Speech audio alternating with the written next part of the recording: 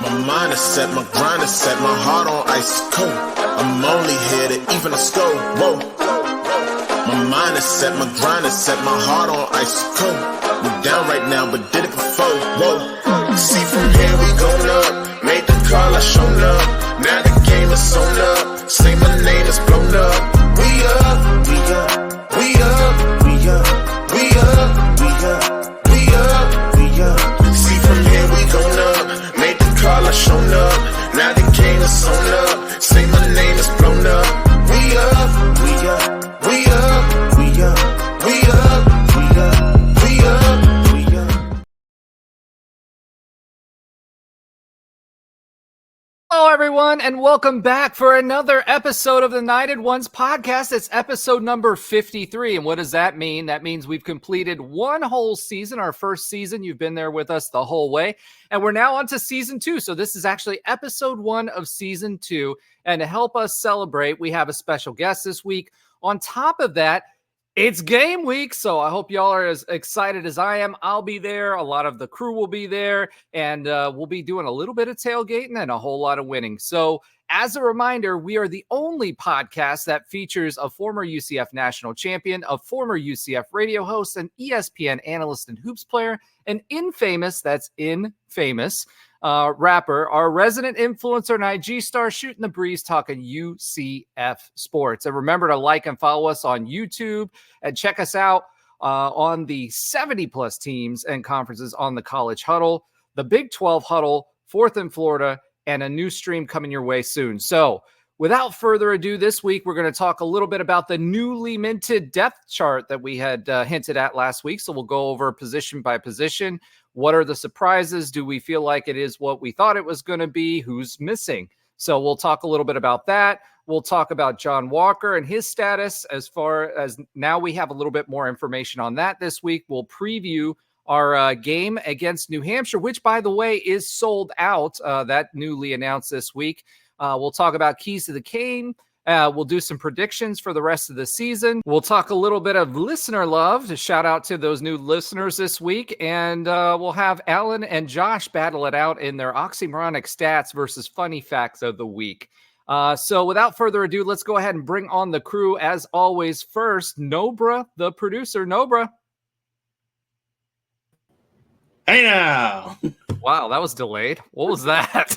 I was waiting for you to bring me in. Oh, man. All right, Nobra.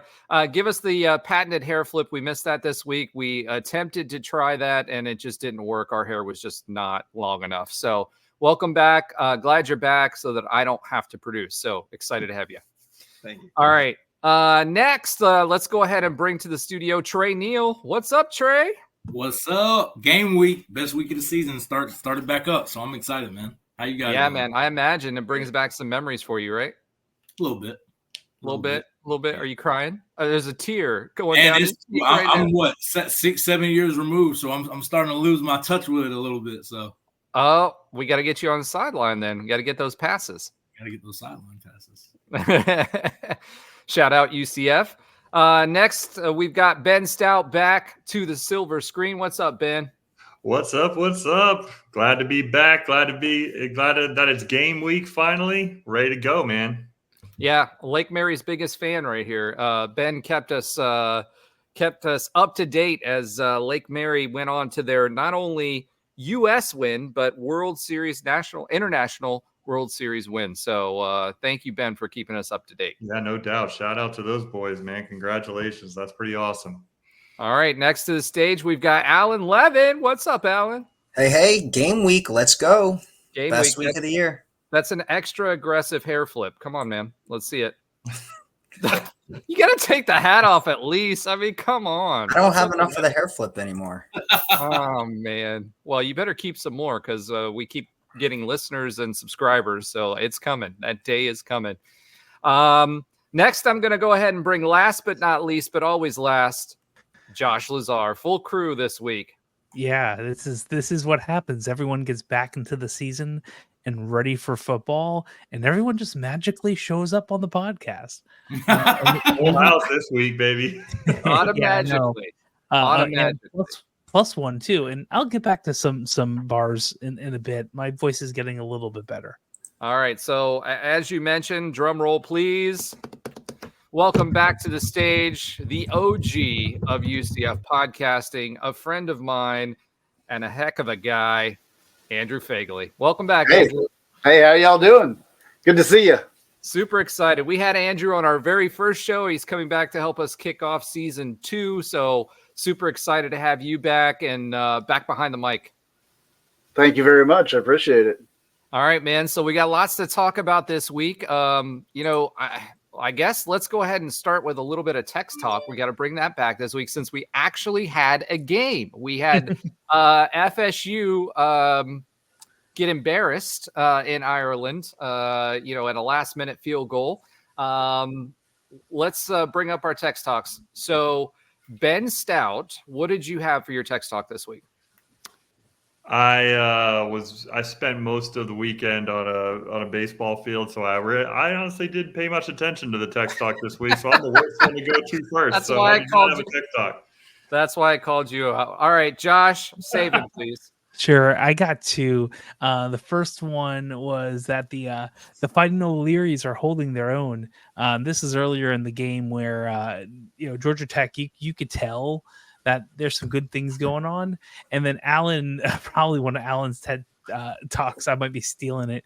But at some point, Alan foolishly made a wager, legally, of course, on this. And I said, well, that's money is gone. And that was that was during halftime. Like, I didn't even think they had the shot of getting covering from that point, and I was definitely right. So Alan, how do you feel about that? How do you defend that? I mean, what were you thinking, bro? Look, I was thinking that Florida State was going to come into the season mad and after last year's debacle and put up or shut up, and didn't work out too well for me. What can I say? They're still ranked number 16 this week, though, somehow. I mean, I should have known. Georgia Tech, they always have those weird, they're one of those teams that you just don't like playing. So, I probably should have gone the other way there. But listen, FSU got O'Leary balled, for real. There was only 14 possessions in that game, so 7 apiece. Defense, I mean, I don't know if you guys saw that that linebacker, but he looked swole. So, and he was all over the field. So it was what impressed me was every single linebacker, defensive lineman, etc. Knew their assignment, filled their gap. Unlike UCF football last year, they weren't confused. They knew how to scrape. The safeties were coming down when they needed to. They had blitzes that were fast, coming off the edges. And DJU just looked like DJ Pooh. So just going to put that out there. He was waiting to bring that one out. No, I wasn't actually. That was on the spot. I was thinking about that as I was saying it. But Trey Neal, what about you? What did you have for your text talk this week? So mine is going to be simple. It was Alan saying college football is back. This is the best time of the year to me when football is right around the corner. It was something just watching game day on Saturday. Like, I was like, wow, like this Hold is on. You watched all of that dribble? It was the SEC and ACC kiss butt show the whole time. I don't think I can watch it anymore, to be honest. I'm going to be watching the Fox noon at kickoff thing, I think. I was just glad that we got some live football talk. Enough of the, how everybody's looking in preseason, enough of that. Like, that's what we're doing going forward. All the preseason, I think we're going to do good. Well, we're going to put our money where our mouth is now. So I think that's the best part about it to me. So I was excited. That was my text talk. College football is back. Well, I'd invite Andrew, but he isn't part of the text thread yet. I think I'm going to add him now because he's probably more animated than all of us put together during game day. So just for the pure fun of it, I think I'm going to throw him on there. I don't know how I feel about that.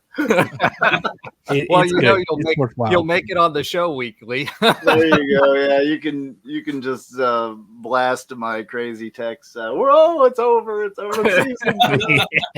5 minutes into the game. First 15 minutes. You might talk some sense into Allen though with these wagers that he's putting out on halftime. No, it wasn't. It was before the game. I didn't bet it at halftime. Oh, okay, all right. I thought you bet it at halftime. I was going to say, I think you just told us at halftime. I mean, I wouldn't have been surprised at that to double down. I usually am one of those people that was like, I'm already this in deep, so I might as well. But I didn't. All the way. Yeah. All right. Well, let's. Speaking about getting in deep, pause. Let's go ahead and talk about that depth chart that was recently released. And Alan, why don't you tell us a little bit about the offense? Were there any surprises there for you? What were your initial thoughts on the offensive two deep? Yeah, I think the offense was actually the least surprising. There really wasn't any big surprises in my mind. I know it's a two deep, but I think we've seen in past depth charts release where they have gone past the two deep. So it was a little surprising maybe to not see who the QB3 is, even if it was a or situation. So I was interested to see who actually won that role behind Jakuri. Was it Rizek or who was it that was going to actually, win that role? But I guess they kind of actually stuck with the two deep. Running backs, no surprise, although I found it funny that they literally put all four, or I should say after RJ, they put three running backs as the, I guess, second string running back. So the or. What was that? The or. Yeah, it was interesting that, maybe I thought it was a little interesting. I don't know if this was just purely for week one or purely to keep people happy, but I would have thought that, with all the hype that Penny Boone had, you would have thought that maybe he separated himself as the clear cut running back too, and not an or situation. I'm sure that will solve itself as the season goes on. And maybe it was just kind of a, week one, we're playing an FCS school, whatever, kind of put it out there, but thought that was interesting. Then at wide receiver, there wasn't any surprises as far as really what was put out there. We all heard Whitmore was going to be that wide receiver 3. And we've been hearing that. We had that argument last week, right? On who we thought it was going to be. Was it going to be Whittemore or was it going to be Jones, right? And it looks like it's going to be Whittemore. Yeah, and it wasn't a surprise, just everything that's been put out there in the media, the dungeon, all different places. So it wasn't necessarily a shock, but it was a little actually, maybe I should use the word more concerning that none of the transfers separated themselves. I mean, this is a guy that Whittemore that caught 3 passes last year, and he won the role over 2 transfers, one that caught, 2 touchdowns in one of the scrimmages, one that had a huge role at his school last year. I'll keep harping on it. I'll talk about it today. I don't think the wide receiver depth is there. The fact that he's, won that position, but once again, not really surprised based on everything we're hearing. I thought no surprises at tight end, and then O-line shook out. I thought exactly what we all projected. I mean, it was really cool to see Paul Rubelt get that right tackle position. So for me, when we're talking about offense, I don't really think there was any surprises other than if you consider Whittemore or maybe the fact that, Penny Boone didn't get that clear cut, RB2 role. Well, I think for me, when it comes to Penny Boone, you heard a lot about him working his way back into it. There was even him saying that, right? There wasn't any of this. It's just going to be handed to him. I think with Johnny Richardson, he had plenty of opportunities to leave as well and didn't. He decided to stick around. I think there's a little bit of rewarding that. And remember, when you're talking about Whittemore, this is the first game. So right. There's going to be some, they're not going to show all their cards. And on top of that, it's a little bit of a reward for seniors, just kind of like senior night, making sure your guys are getting snaps. So I don't know. I wouldn't read too much into this, but from what Gus said, and, we did hear during camp that Whittemore was making some pretty stellar plays, but so was Jacoby Jones. And so were a lot of the other guys that were there. Little surprised that Bradell Richardson wasn't at least on the 2 deep because he was making a whole lot of noise during the offseason as well. But that was really the only big surprise there. I don't know why they wouldn't have listed a QB3 unless there was just someone who didn't stand out above the rest, or maybe they were trying to, keep our freshmen, reclassified freshmen happy. I don't know why they would do that, but glad that KJ's out there at QB1, and I don't think there's any controversy for once in I don't know how long in UCF land about that. And obviously having Jakuri there that was solid as well. So Hitler, that kind of made me that piqued my ears a little bit because I know he was also injured in camp. He was injured last year, and obviously we played round robin with the centers last year, so it sounds like he solidified himself there and was very happy for our resident German, who was much maligned when he first was recruited at right tackle. So it'll be interesting to see how he does this year. Andrew, I don't know if you remember those conversations we were having way back when Heupel was recruiting him, and we're talking about Paul Rubel. Yeah. What do you think about him making it all the way to right tackle as a starting right tackle now? I think it's great. I mean, because he's been there the whole time, and he's worked his way there. Obviously, I think it's going to be weird a little bit just because he's such a big dude. Like, he's so tall that it's going to look a little bit weird. I mean, he was in a couple of times in and out, but I just can't kind of wait to see it. It's a big dude to push around right there. So hopefully he does a good job there. Well, I mean, other things though, as far as if I can say a couple of things about the depth chart real quick. Yeah. The running back thing, I put in our little private chat here, like, there's a lot of ore on that running back. I mean, look at that lineup of running backs. First of all, those are some big dudes right there. So if we can't run the ball with that, I mean, excluding Johnny Richardson, as far as big dudes, I mean, that's a lot of beef right there. You know what I'm saying? Like, a lot of muscle. That's awesome. Yeah. I'm excited about that. I mean, you have to be able to run the ball, obviously. I've always thought that was a big thing. There are a lot of familiar names here. Some of them, though, that I've never even heard of. I don't pay nearly as attention as I used to. So it's going to be interesting. And, watching it on TV or at the stadium or whatever and trying to figure out who's who with all the transfers and stuff, it's still kind of a new thing. There's a lot of names on the defensive side of the ball that I'm not familiar with, and a couple that are kind of missing. So I'm excited about it, though. It's a good thing to have that depth chart. Yeah, I think when we get into the defense, I think I think all of us feel that we have pretty solid defense this year, especially when it comes to the linebacking core, which we've been talking about since I think after Scott Frost left. We always ask the question, what position group do we have the most questions at? And it was the linebacking core for a very, very, very long time. Trey, anything jump out to you on offensively on the depth chart? Any surprises? Anything jump out to you? Anybody you want to tackle? I mean, to me, to be honest, looking at the entire depth chart, I saw a lot of fifth-year senior, redshirt senior, redshirt junior. So to me, I don't think there should be – I have a lot of expectations. When you have a senior-laden type of group, when you have a older group, we shouldn't see a lot of mental errors. These guys have played a lot of football. They've seen a lot of football. These are older guys. So these small things that, freshman mistakes that'll happen, the young guy mistakes that'll happen, we shouldn't see that. It should be very clean football. So that's my expectation. I don't think we can use the excuses again.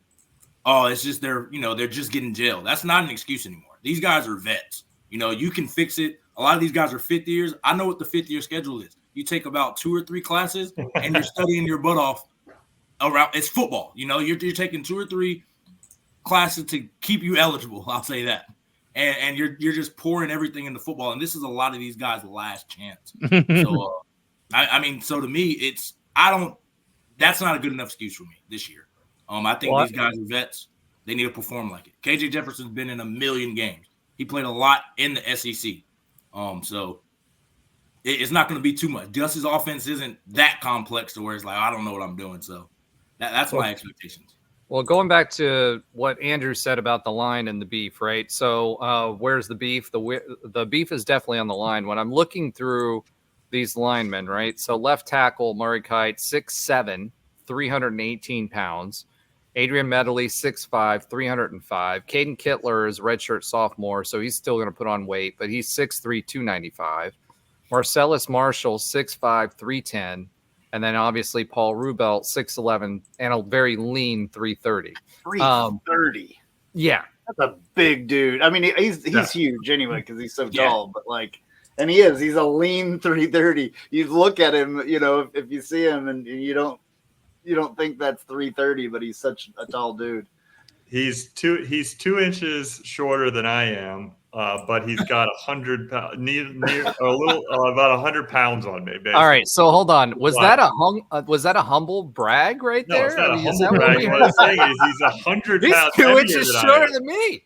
He's my height. He's essentially my height, but 100 pounds heavier of muscle. Like that's a big dude. That's a big. I mean, I checked in at UCF day one as a freshman. I was 7'1", 185. This guy's 330. This guy's 330. Dude, anybody got you in the low post, you were falling over like the Leaning Tower of Pisa. The wind would blow him over. I was wiry strong, Roger. You give me a little bit of respect there.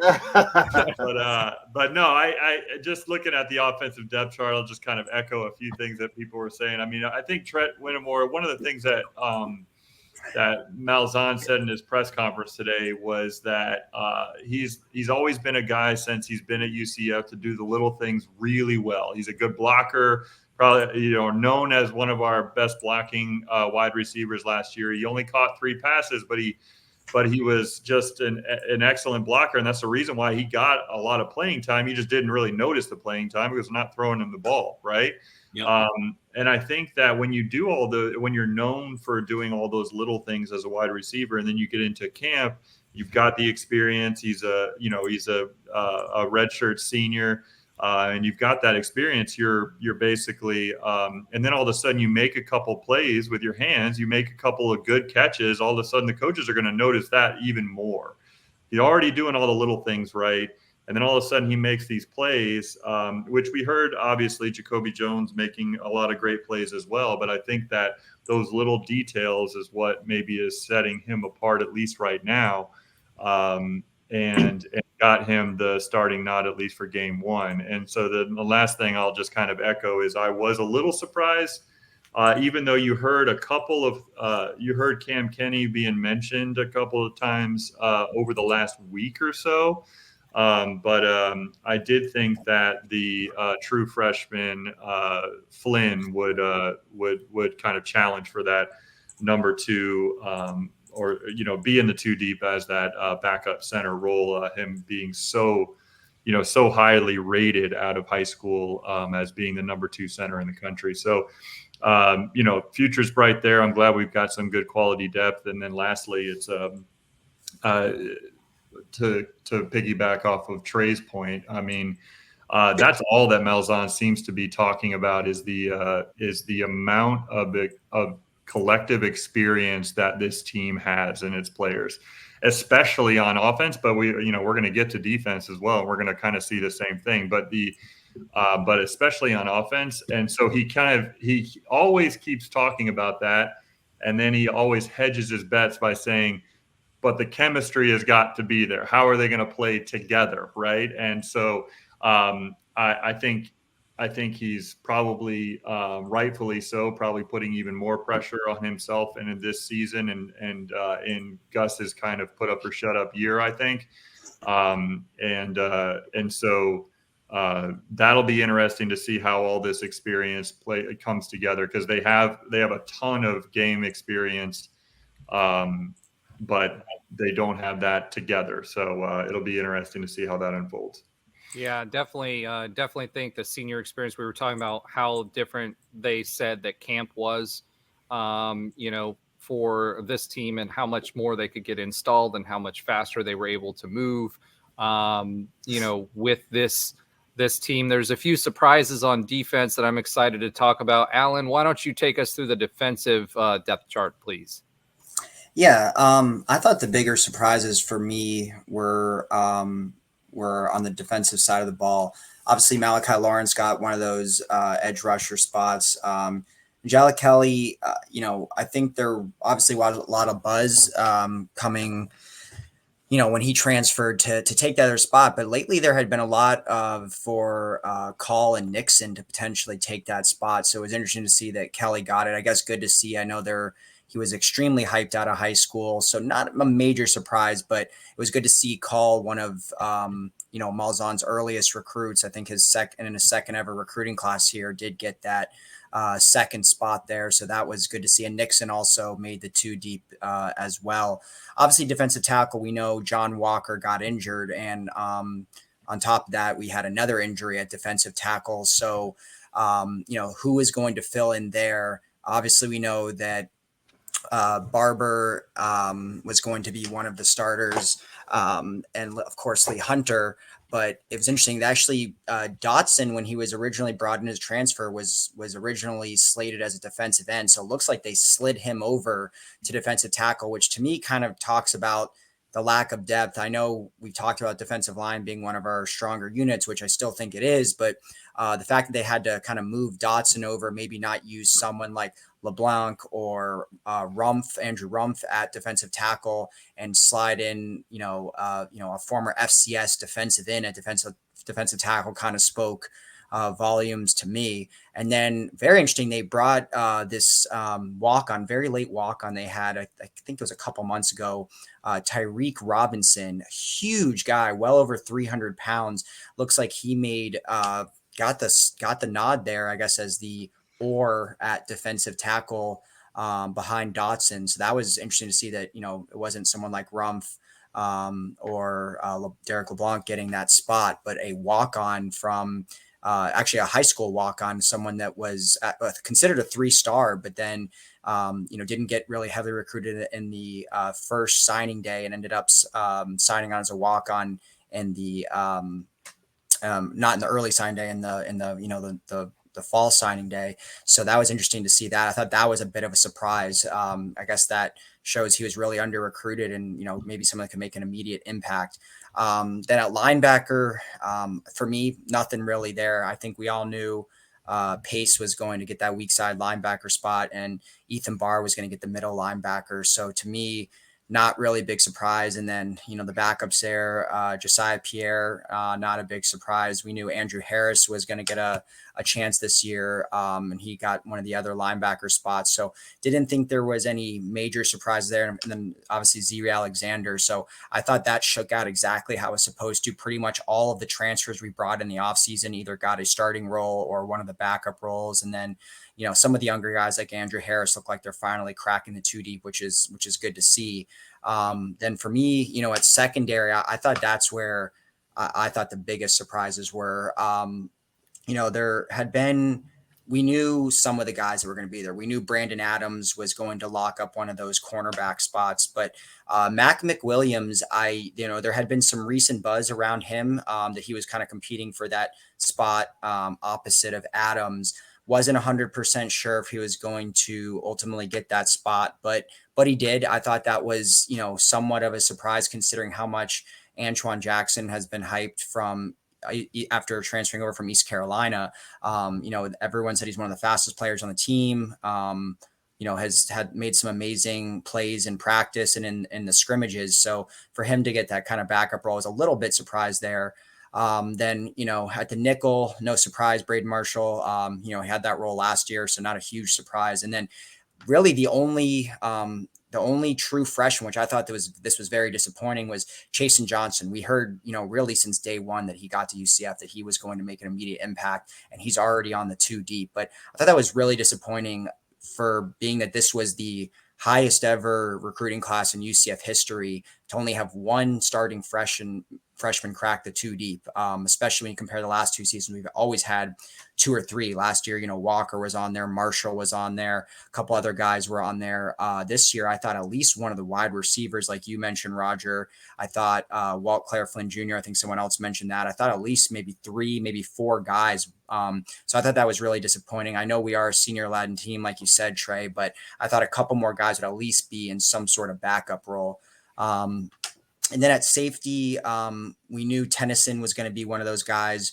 We knew Bullard was going to be one of those guys. And then William Wells, they all kind of made the 2 deep. And then the other safety is Sheldon Arnold, which don't think it's a big surprise. Damari Henderson is injured right now. So I think this is very subject to change when he comes back, whether that's Arnold that gets kind of demoted or that's, Tennyson or whomever gets demoted.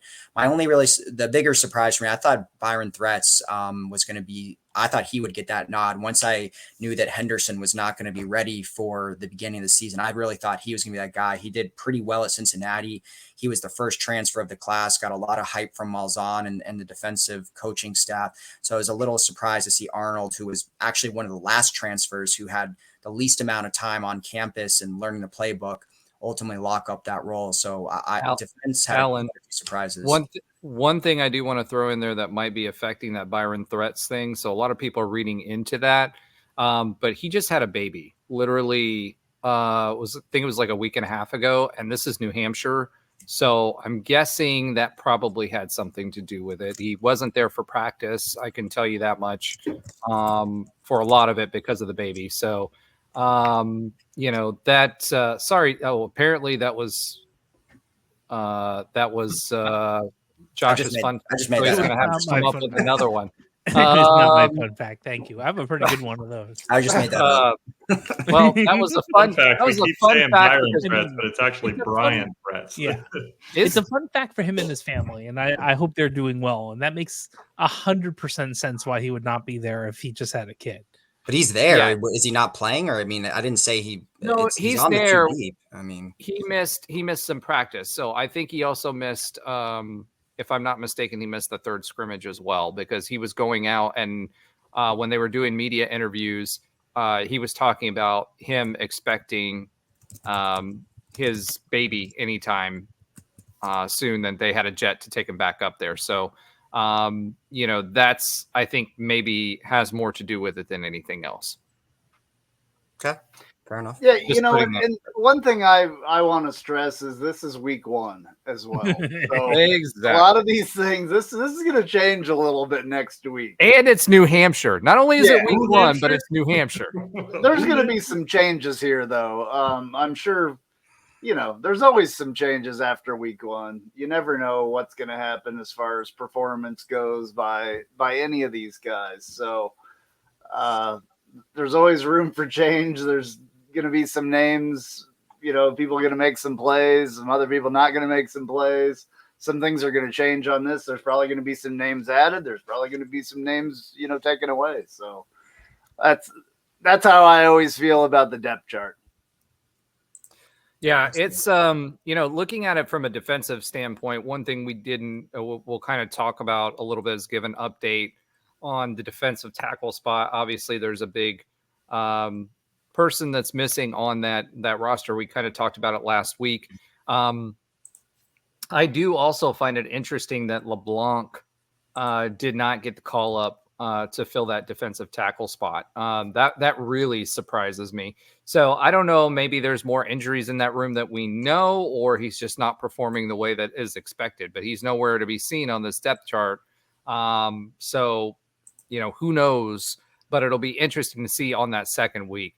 Nigel Kelly, that I think is a name that Knight fans need to know. Remember, he was the guy who played really highly. He was the number 1 defensive end when he went to Miami, his first recruiting year. He sat out last year because he was injured. So this guy was a freshman, was the number 1 defensive end in the country, sat last year, is coming back this year and has a starting role. So Caven Call and Jamal Johnson were actually, a lot was said about them, both when they were being recruited and they were doing pretty well in camp. So having Kelly as the number 1 on that depth chart says a lot about not only what he could be, but where he is today. And he's got a lot to prove, especially as he goes to the NFL. So that's a huge, huge, huge talent that a lot of people, I think, are sleeping on and may not know about. So that's exciting. Ziri Alexander also has been making a lot of noise in camp, as has been Andrew Harris, which is exciting there as well. Both of those sophomores. So what's interesting for me is, yes, we do have a lot of seniors right now, but it looks like we have some depth and underclassmen depth that's going to be able to step into those positions as we kind of roll into next year, right? So right now, 6'2", 215 sophomore at will linebacker, and then Andrew Harris, 6'2", 223. They'll put a little bit more weight on there as well. Ethan Barr, guys know that name. That guy is the commander of the defense, and he is a unit. Like He's the real deal. Yeah, I saw his interview today because they were doing the game week interviews, and you see him without his pads and stuff on.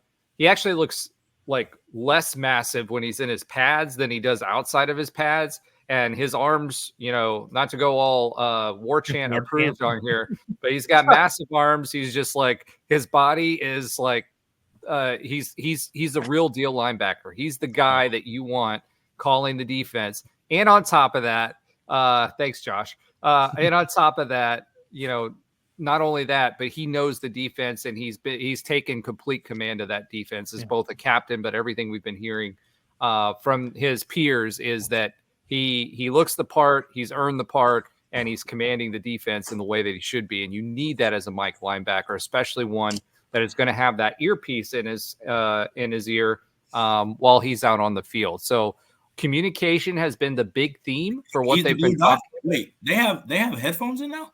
Yeah, it's a new thing for this year, right? Tablets as well on the sidelines is a different thing. Yeah. They are supposed to have them for 15 seconds. Both the quarterback gets one, and then the Mike linebacker gets one. It cuts off after that. Yeah. Well, it's supposed to, but from what I've heard, is the college ones haven't. They're not so it'll be interesting to see who plays by the ball, plays by the rules, because the NFL's has been, but the college has not. So it'll be really interesting to see the Nick Sabans of the world kind of, college athletics programs and the former Jim Harbaughs of the world. I was going to say with Ethan Barr, I when I was at spring practice, like the third practice, people were already hyping him up back then, like a couple practices in. So that evolution of like, we think he's going to be good to, I think it could be something special. We hope it's pretty cool of a change to have. He knows how to scrape the line, which is the biggest thing that we were missing yesterday. Yeah, yesterday before the tackling. Yeah. So it feels like yesterday now that we're actually here. But he knows how to scrape. He knows his gaps. He knows where to be, when to be, and he can tell everybody else where to be, which is the most important part for a Mike linebacker. Ladarius Tennyson, he was making some noise. He's on the shorter side, but he's 200 pounds, so that's pretty strong. And Quadric Bullard has also been making some noise. He's a little taller, but he's still listed at 170, which is not heavy for a safety, especially in run stopping. The big thing that I've heard from Gus this offseason, and I've heard in the interviews, is obviously we've had a focus on stopping the run. And a lot of these guys that we have that are starting are all run stoppers. And then Brandon Adams is expecting nothing but a big year. And I expect that Chasen Johnson will take over for him as soon as he leaves because he's been making all kinds of fireworks. So does anything jump out to the rest of you? I mean, Trey, didn't you make it to a couple of practices this year? No. It was last year? Okay, it was last year. Last year he made it to a couple. Okay. Alan says he has one more. What do you have, Alan? One thing that's raise your hand to be called on at the class. Come on. There we go. Yeah. All right. One thing that stuck out to me more was just our depth at defensive end, just the weight of some of our defensive ends. We have our second string defensive end, 215 pounds. That is light for a defensive end. And it looks like that. Really, there's one there. Almost the entire depth chart on the defensive line is 250 or under, outside of basically Barber and Hunter. So that's fairly concerning to a degree. But Isaiah Nixon, isn't he a freshman? Redshirt freshman, but 215. That's pretty light to be your main backup. If Malachi Lawrence goes down and he gets promoted, that's a little bit concerning. Yeah. Some speed though that you could have going around that end. Yeah. If a guy's got a good, swim move or whatever, a light guy sometimes can do some damage. Well, I'll just say Mitch McCarthy, our punter, weighs just as much as him. Yeah. Yeah, but McCarthy's a beast, though. He's a big dude. Yes. Well, Mitch McCarthy as a punter, as Mr. Laudermilk proved to us, you don't have to be in the best shape to be a punter. So you could be smashing beers and kicking bombs at the same time with flowing locks.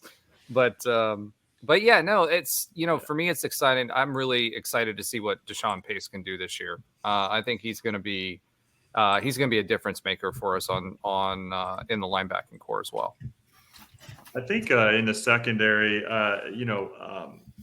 it was already mentioned before, but I think I'm excited. I think to see what Chasen Johnson is going to bring to the secondary, just in whatever role or the amount of reps that he gets. I hope he gets a decent amount of reps in this game to see if his talent and his playmaking ability can really come through. I mean, we talked so much about our run defense last year, but I think what we've been missing over the last couple of years is just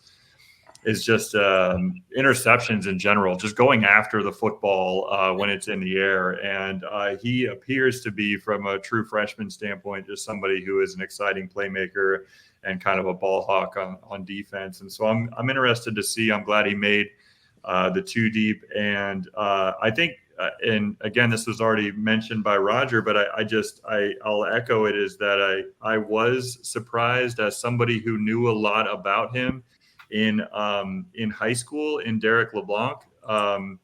I just because my nephew trained with him, and he was a teammate of John Walker's, and just a guy that was very highly recruited out of high school. I'm surprised that in 2 years he hasn't been able to crack the 2 deep yet. And maybe that's injury related. Obviously, we do, especially of the players that are a little bit down the depth chart. We don't ever hear about them suffering from any injuries, especially anything that's like kind of ticky tack and just kind of keeping them from being the best of their ability. And so it would be interesting to see if he does rise to the level of the 2 deep, or even get some playing time this year, because he was somebody that out of high school was very highly recruited. And to not see him on the defensive line is just interesting to me. Yep, absolutely. All right. So I think that wraps up the defense. Do we want to talk a little bit about special teams? One thing that jumps out to me is that we have a certain someone that is the backup kick returner that really makes me question what were you thinking, or do we just have that poor of a special? I mean, what's going on there? I remember a certain situation back in the day that we were concerned about with a backup kick returner or punt returner, and it was really bad. I think it was who was it? Was it JJ Wharton? No, JJ it was our wide receiver. It was Jordan Akins. Remember that? Jordan Akins, that's what it was. He got blown up on the first play of the season or something like that, and that was it. He was done. He was done for the season because, and I remember looking at that and being like, oh my god, are they really doing that? No, don't put him out there. Don't put him out there. And he was done.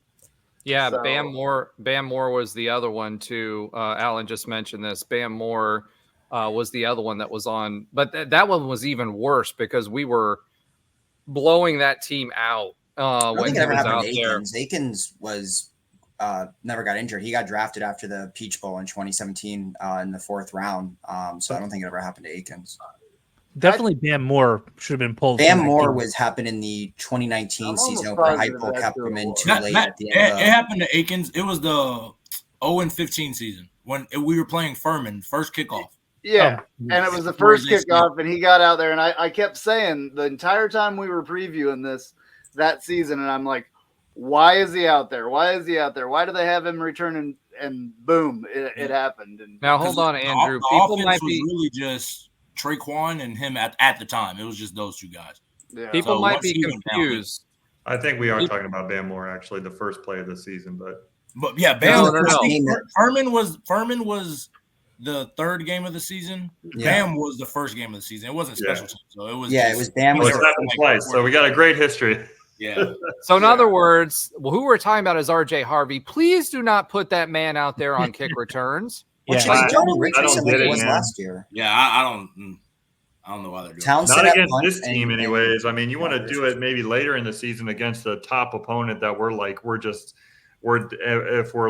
just trying to get some sort of spark. Yeah, go for it. But I don't understand why a guy like Johnny Richardson isn't in that role. Somebody who to be shifty and quick and relatively sure-handed.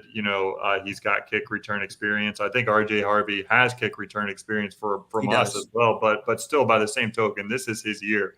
This is his year. The only thing I can think of, in the same way with Xavier Townsend, is both of those guys are older guy. Well, not even Xavier because he's just a junior, but like RJ Harvey, one of the things NFL people look for is guys that have special teams experience as well, right? Especially for those guys. But I don't think RJ Harvey is going to be marginal.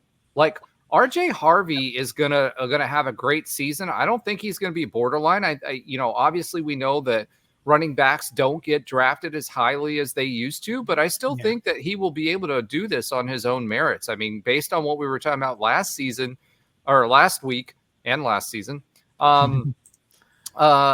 that, I just couldn't see that happening. I don't understand why they have RJ Harvey out there. Xavier Townsend, I could see getting him more involved in the game, both as a reward, but at the same time, it's like I don't even want to see X out there, and I still think that puts him into the slot. So yeah, I mean, Andrew confused everybody by calling him by his real name, Akins, but everybody else knew him back then as Jalen Atkins. Yes. As opposed to his actual name. So I forgot about that. You remember that? Everybody forgot about that. Everybody was butchering his name when he came back. Yeah, that's funny. But yeah, I'm excited. I'm excited for the special teams. The big question mark for me on this is we know what we have in Mitch McCarthy. I think he's going to be fine. You'll get the 42 to 46 yard range. He averaged, I think, 41 or 42 last year. But remember, he's an Aussie style kicker, right? So he's not doing a traditional punt. He's going to be punting on the move. So he's not going to go as far. It'll be at an angle, etc. The big question for me is what's going to happen with Colton Boomer? Like, what are we expecting out of him? I mean, I know, we talked about it last season. I told keep his head in the game. Well, not just his head, but also the fact that he's he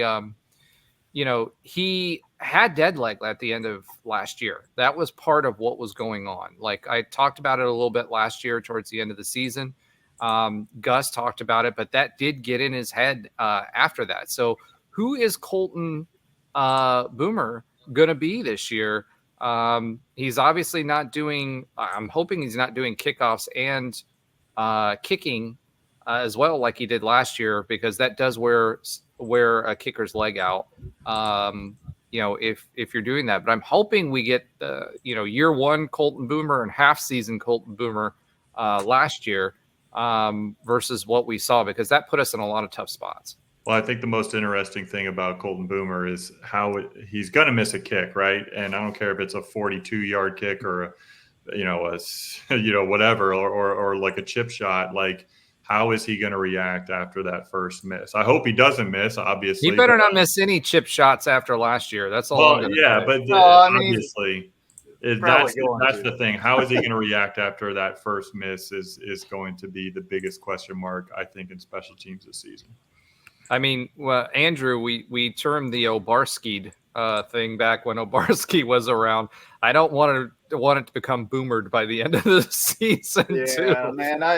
I hope that he's such a kind of an exciting player, and the fans get into doing the boom thing and all that stuff. And I just felt so bad for him last year because, I mean, he may have had whatever you said, kicker. Dead leg or whatever, but it was his head more than anything, in my opinion. you could just see his body language out there when he would, go out to kick or miss a kick. I mean, the dude takes it very personally. I get it. And that's his one job is to kick field goals, I just want him to, hopefully he's, I don't know, been to a sports shrink or something like to just keep his head in it. That's a big deal for kickers. Like, it is a big deal. Like, you cannot get inside your head and expect to go out there and perform. It's like a golf swing. That's exactly what I was very similar. It's all muscle memory. It's one of those things. We know that he has a leg because he's kicked some long, field goals in the past. So I don't know, man. I just hope our red zone offense is decent better as well. this year. I hope our red zone offense is a little bit better this year, and we don't see him as often, especially for chip shots, Ben. Absolutely. Yeah. So, Trey, any thoughts on Boomer? You've been on the sidelines with kickers, as has Andrew. Andrew played for Kansas, for those of you that don't remember. When Kansas was actually good at football. I have to remind people of that. There was a time. Well, they were kind of good now, though. Recently. Playing at the same time, almost an hour difference on Thursday night. So I'm going to have 2 TVs going or split screen or something. Split screen, man. Yeah. YouTube TV has a split screen. That's the way to go. Yeah, they have the quad box too. Just in The ESPN app, man, has the split screen. Hopefully it works better this year. Yeah. They redid their app finally. So what do you think, Trey? I mean, what do you think? I mean, we don't want it to get to the point where like Obarski, who was fighting people on the sideline. So, what do you think about that? I mean, again, you want to try to go in with a clean slate, just forget about last year. There were highs, there were lows. But again, kicking is so different, especially field goals, because like you guys said, it's like a golf swing. It's one of those things where if you get in your head, you can kind of get the yips. I would say they get the yips with it. So, and Roger, you mentioned something about dead leg. I don't know anything about that, but again, it just looked like to me he was 1,000% in his head. So if he can go past that, he has plenty of talent. I mean, he has the leg talent to kick on Sundays. That's the type of kicker he is. But again, if he can't get out of his head, then not to say you're no use, but you really can't add any value to the team. If you can't make your kicks because you're just in your head, you're a kicker. It's not like you can go out and go on special teams and add value if you can't do something else. That's really all he can do. So we'll see. I'm interested to see who's, the guys behind him. There's a lot of pressure when you're a kicker, number one, and you're the one guy out there that can score at that time, blah, blah, blah. You have to, do your golf swing with your foot. But the other thing, there's a lot of pressure for him with as much as the fans love him and do the boom thing. Yep. I mean, that puts extra pressure on, believe it or not, because everybody, is wanting to say that and boom, it's such a big deal. That actually adds a lot of pressure to what he does, in my opinion. So, I don't know. Yeah. So I hope he has a good year and he can do his job. Do his job. Ben said do his job. Trey said do your job. Everybody's saying do your job. Yeah. We wish him nothing but luck. I mean, hopefully he cut some of his hair, so got the bad juju out of that hair from last season. We do have Grant Reddick to back up. I'm a lot more confident in his ability to kind of step in if we need to. He was a freshman last year. Now he's a redshirt freshman. Take this with a grain of salt because of the way that the camps are done, for kicking. But he was a quote unquote 5-star kicker. So hopefully he's put himself in position that if Boomer does have a problem, we can drop him in there and he can spell him for that as well. So are there any weird rules this year for kickoffs like there is for the NFL? That thing is ridiculous. In college football? Did I miss anything on that? It's a 2-minute. There's a 2-minute thing on the second and fourth quarters. There's a timeout of 2 minutes. Yeah, there's a 2-minute rule now. I don't think it's a kickoff change. Man, the kickoff did NFL not. Kickoff. If y'all have seen that, that's ridiculous. It's crazy. Well, I mean, if you watch JRP at all, he was returning some of those kickoffs and did fairly well, actually, for Pittsburgh when he was returning kickoffs. So he got for like him, 60 return yards the other day. Yeah, that's 60? awesome. So you gonna make the team? Oh wow! I put out a couple of things today. I saw 2 predictions where they had him as basically the last guy that makes the final roster, and then mostly every single other outlet says he's going to make the practice squad at the very least. That's good. That's good for him. He played himself in a role. I mean, they had him at running back, wide receiver, kick returner, punt returner. He's done really, and I think he even threw a couple passes last game too. Taysom Hill. Find something and stick. That's it. Or way back, what was number 10's name back in the day? Cordell Stewart. Yeah. Flash. Yeah, Slash, because he would do so many different things. That's cool, though. That's a great role for him, I think. Yep. Yeah. Hey, he's got to be a good guy in the locker room. Oh, for sure. 1,000%. Yeah, 1,000%. He's hyping people up no matter what he's doing. He's such a. I talked a bunch of trash on him, but like we all just did. No, because, not you, Andrew. Oh yeah. Happen. I don't ever remember having those conversations with you ever. They're still all on YouTube. Mikey Keene! Y'all can find them. Those were the days of Mikey Keene versus JRP. Yeah. Well, I used to call him Plumber. Yeah. Like instead of Plumley, it's the plumber, It's the plumber. Oh boy. I was like that because that's what he's gonna be when he's out of college football.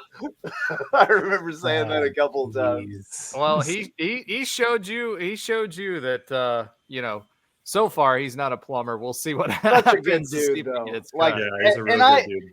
That was the thing. I wasn't sure if that whole persona of being such like the nice guy and like rah was that, but I have never seen him in a video or in person or whatever not be that guy. Mm-hmm. So I've probably eaten my words on some stuff I said about him. Wasn't the greatest quarterback ever, but is a hell of a football player and a hell of a dude. Yeah. So there you go. So one of the other things that I wanted to mention before we move on to that injury that we mentioned, the Big 12 this year features 8 1,000-yard rushers. Wow. 8 in this league. So we've got 2 of them, right? And Miles Montgomery last year was an 800-yard rusher, so he was darn close, right?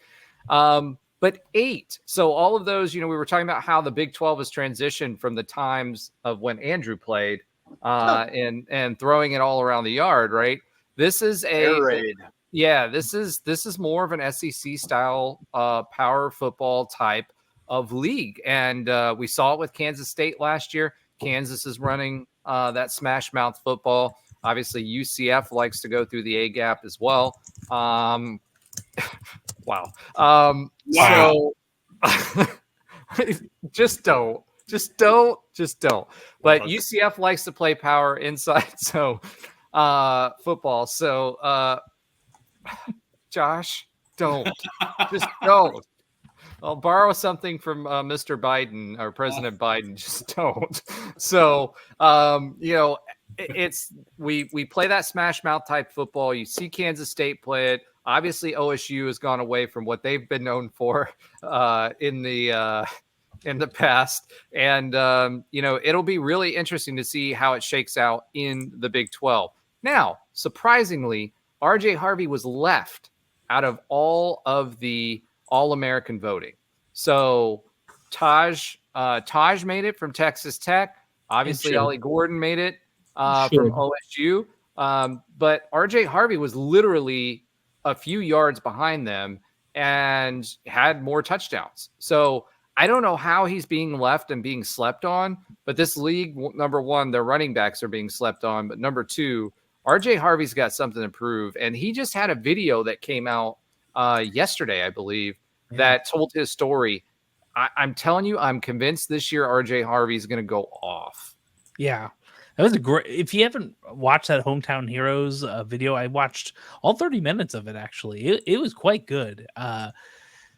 He's another person, and this is not War Train approved, but another person at that practice. I don't understand how that man is 215 pounds, but he is. Like, he's not the big Zero body fat, dude.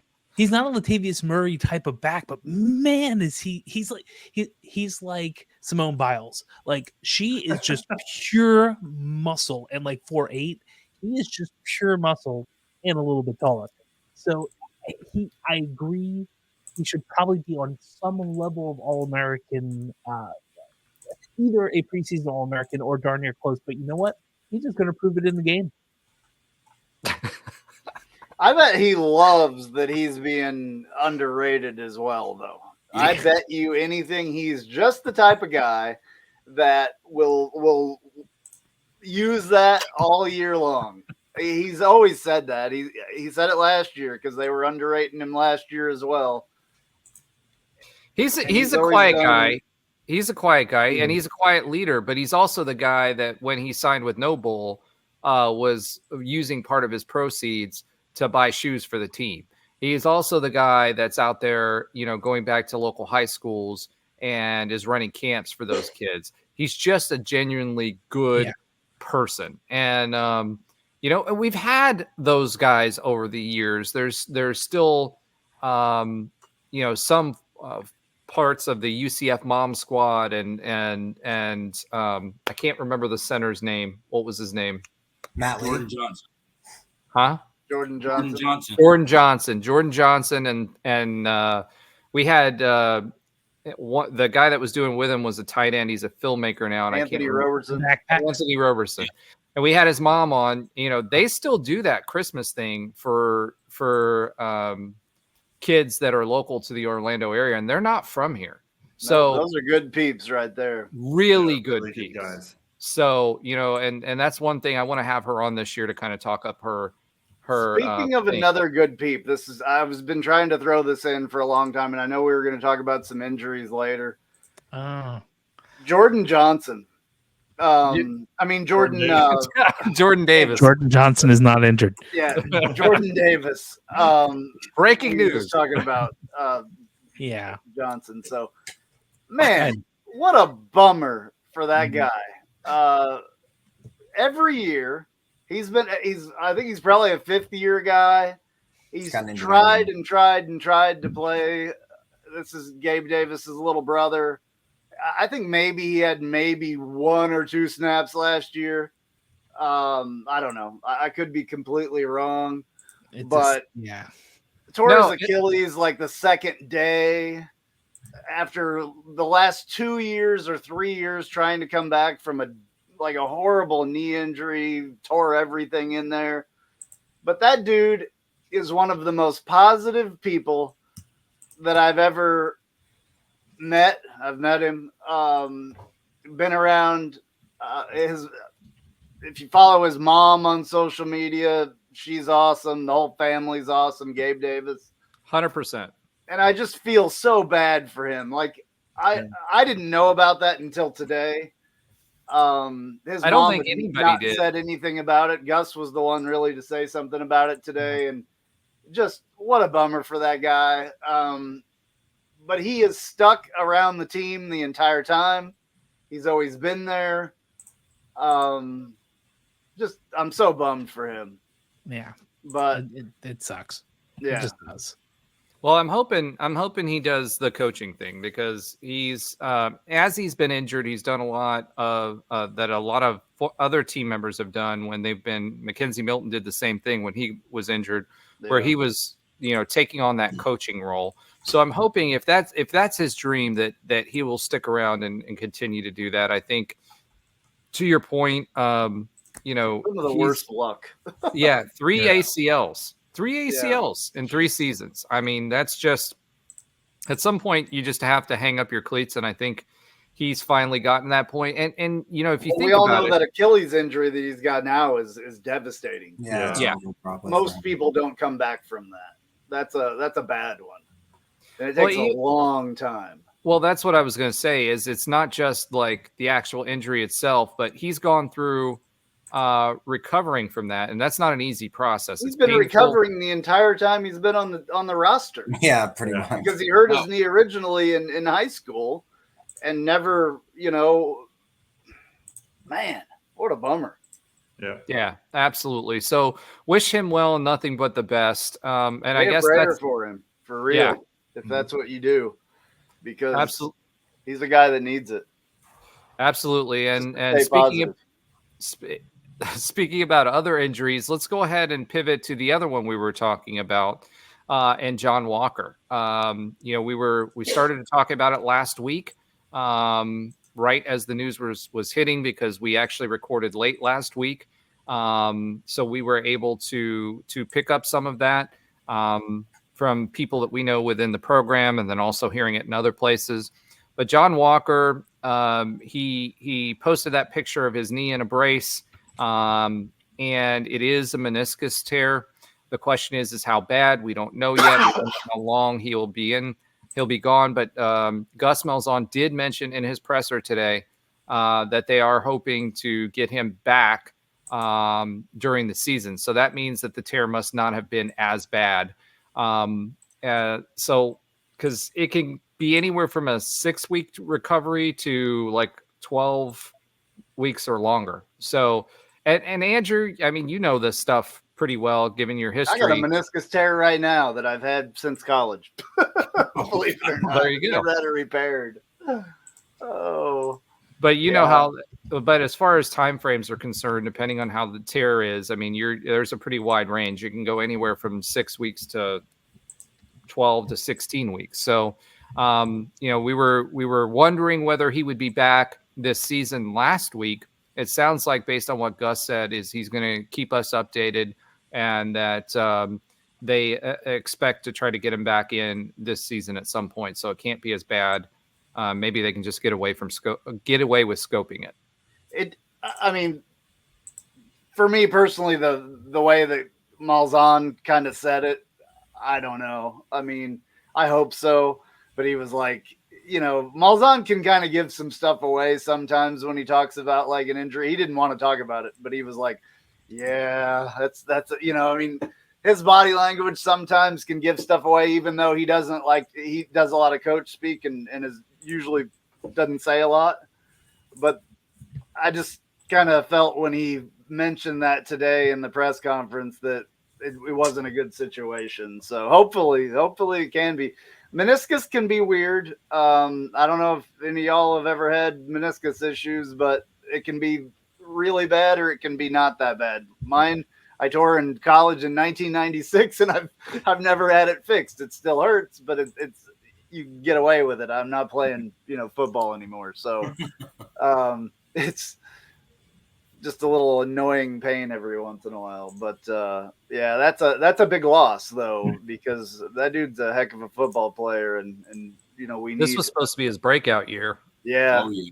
Yeah, and I think it probably would have been. I mean, he had some flashes of brilliance last year for sure. And with him and Lee Hunter clogging up the middle, I mean, that would have been a heck of a duo. And more importantly, now that we've got some of our other D-line depth back this year, I think between the three of them, that would have been a pretty devastating run-stopping team and duo there. And Lee Hunter got in the backfield a lot last year. He led not only the league but the country in TFLs, and having someone like Walker on the other end to eat up blocks. Walker's still young though, right? Yeah, he's a sophomore. He's a sophomore. Yeah. That's what and if that meniscus is one, there's like two things it could be. It could be like an 8-ish week return, or it could be like 6 months. So there is the possibility, if it is the minor of the potential injuries, he might be able to come back in for the last couple games and still not go over 4 theoretically. But more than likely he's gone. Meniscus isn't really like it's not a thing like an ACL or something where it reduces motion or puts like motion in the knee. You know what I'm saying? It's not a stability thing. It's more of a pain thing, and it's like it's kind of like a padding type thing. It's not a stability issue. So well, over the course of the season, it can wear on you for sure and can make it worse as well. So I think it's smart for him to do it now. Well, obviously he doesn't have a choice in the timing, right? But he's probably already had it scoped or whatever done, and they're waiting for him to recover from that. That's my speculation, but I would think with the way college football is these days and the medical staffs and the sponsorships from orthopedic institutes and all that stuff. I mean, I bet it's done already. But you never know. And then there's a lot of technology that wasn't around, a few years ago too. And these athletes are getting pretty advanced, training and techniques sometimes for fixing stuff.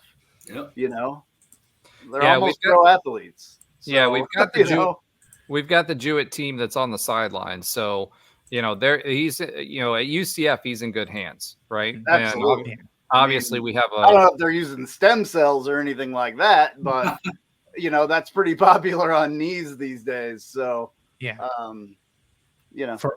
for old men, I think and women that's a you're in your 50s, 40s, 50s thing. I don't think a 20-year-old is getting stem cells, but maybe some of the fighters, the UFC athletes,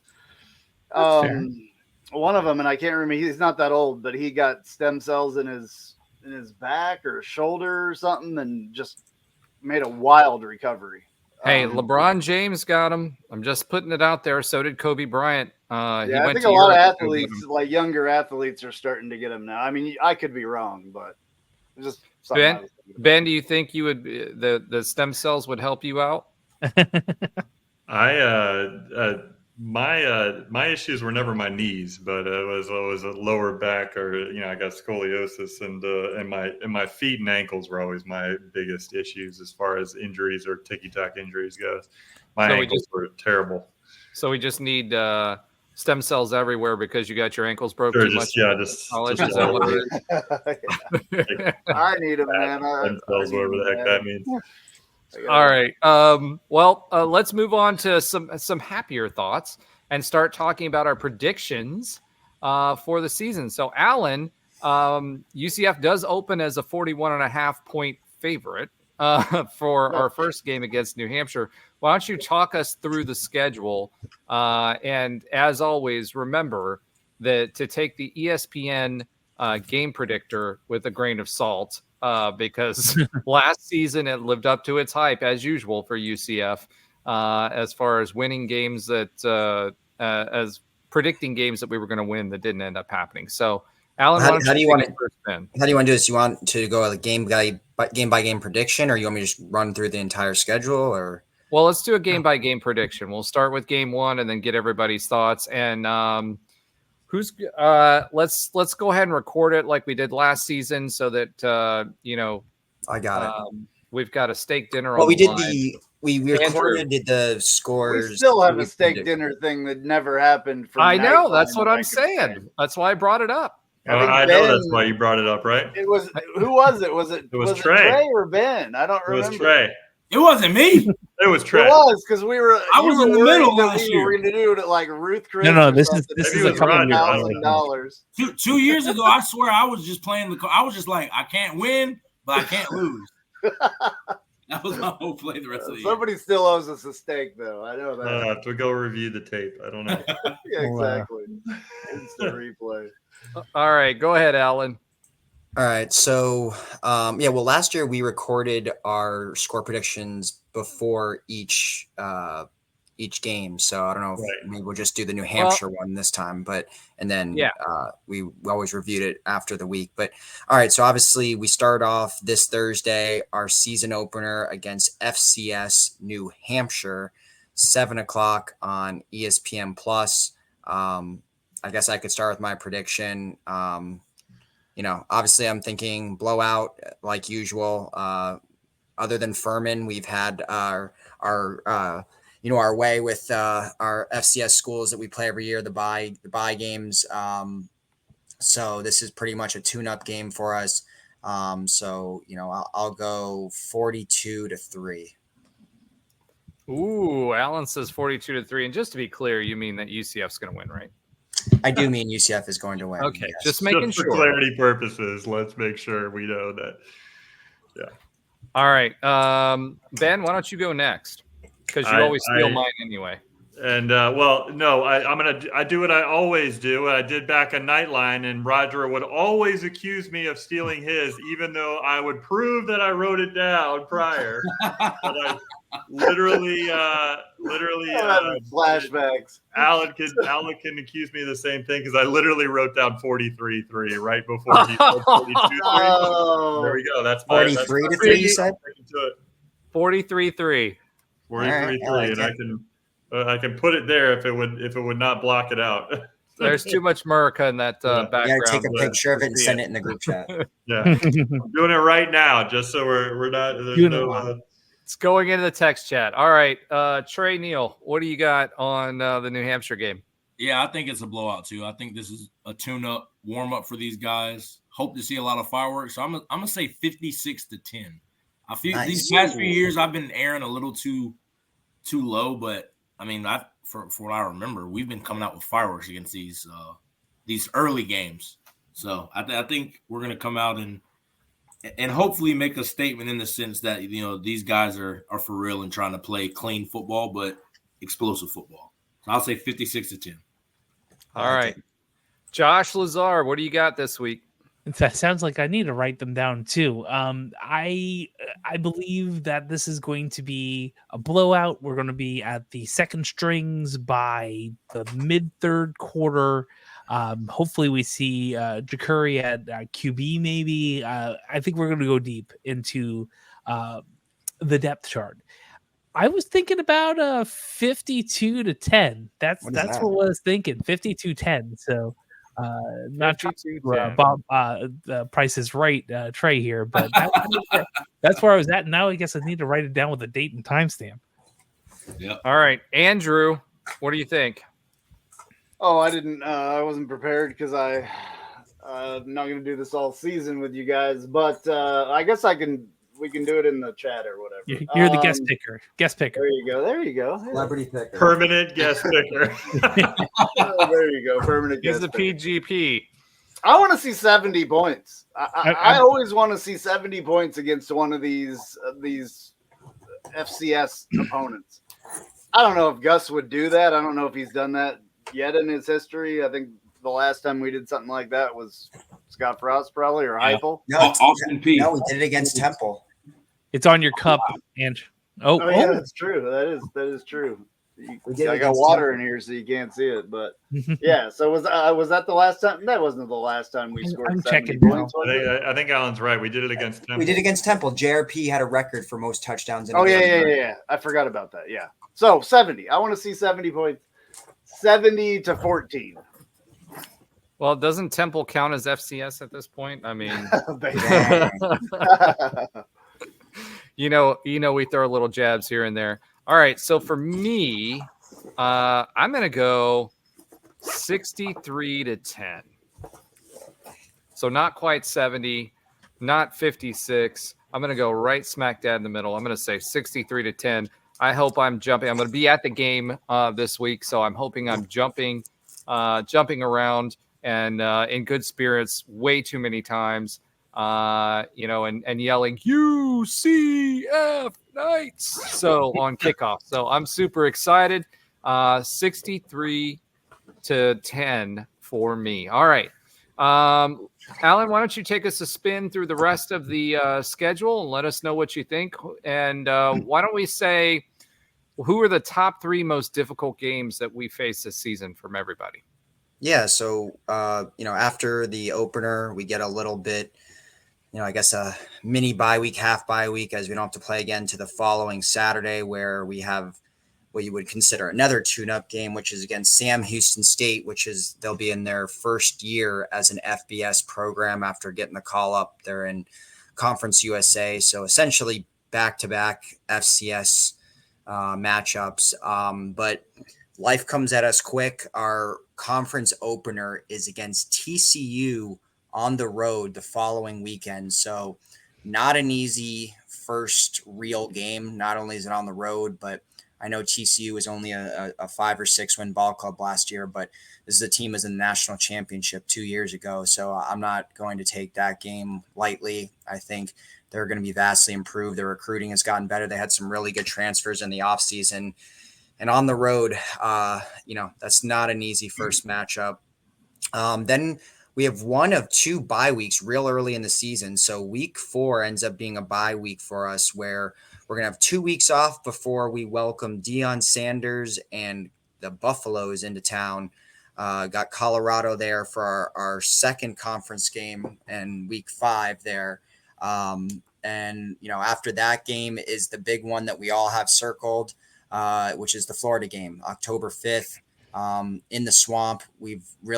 This is going to be, I think, arguably one of the most hyped, or if not the most hyped regular season game in UCF history, just with the budding kind of rivalry we've had with Florida, the fact that we've played them somewhat recently in the bowl game. We've beaten them in every sport recently, basketball, football, baseball, a lot of trash talk going back and forth. And, Florida's coming off a bad year, and they actually have by multiple metrics, the toughest schedule in the country. And I think we contribute to that for sure.